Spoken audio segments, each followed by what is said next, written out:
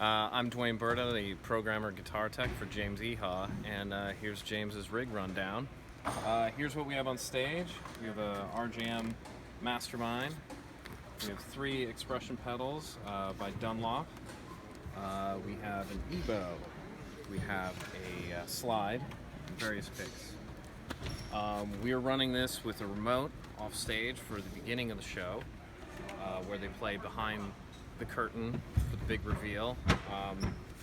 And then his guitar cable, Mogami guitar cable, into a radial SGI so we can send it anywhere on the stage without any loss.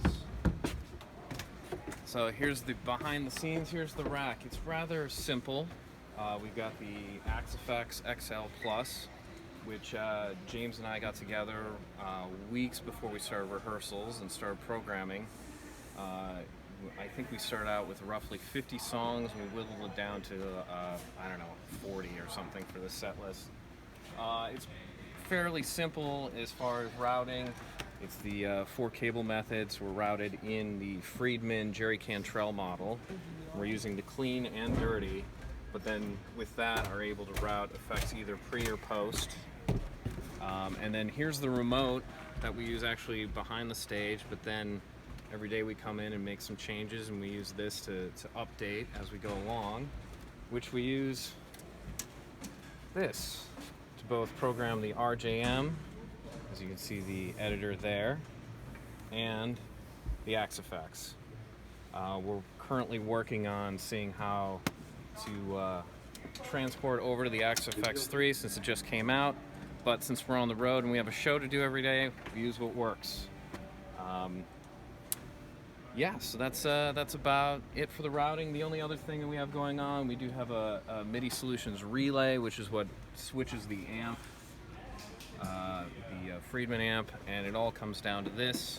We have it laid out, we have presets and a tuner, and this shows us the blocks that are active.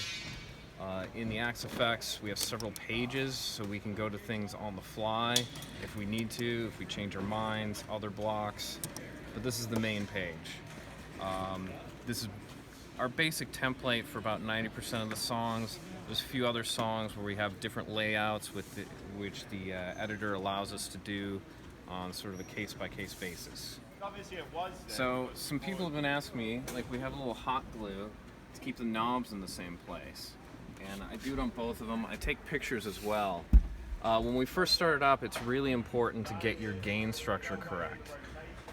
So I ran test tones and white noise through it and used an RTA to match whether we had the fractal in line or not. It was always the same level.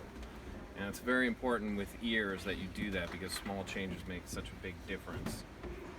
So these are the settings for a good portion of the songs, and then we make other changes via EQ blocks on a song-per-song basis, which is really dependent on what the other 2 guitars are doing, and we can shape it to get in between, which is also really important because we're actually using an all analog setup out at front of house, so they're not changing settings as the songs are progressing. So we're able to make changes depending on what the part is and what people are playing, what the other musicians are playing as well.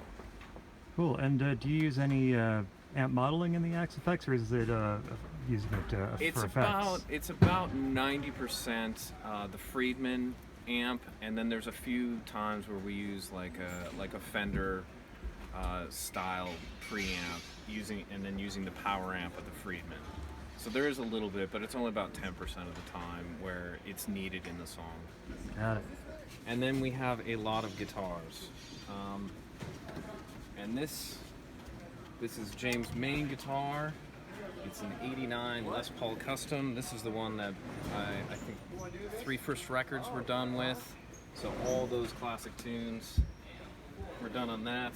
And then we have various others. Here's his next main guitar. It's a 97 57 custom reissue. Most of his Les Pauls have Tom Anderson pickups in them. We did that to make it consistent from song to song, regardless of tuning. You want to keep your gain structure the same, especially since we're using in-ears. Small changes can really throw things off. It's a rather simple rig, but a lot of programming and time went involved in James and I getting the sounds right, especially chasing things that were done in the studio back in the day before this technology existed. So we're trying to pull off things that just weren't possible back then. We have a few other esoteric things. We've got the Rickenbacker.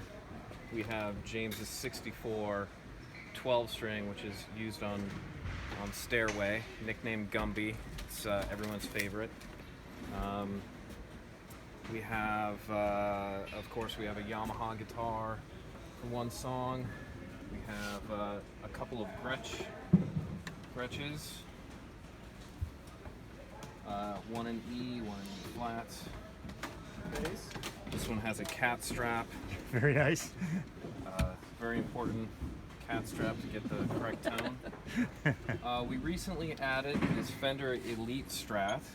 It has some interesting switching things, series parallel options.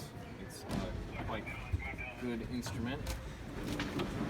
And then several other Les Paul customs in various tunings. And then, of course, a perfect circle people might recognize, of course, the Silver Burst as well.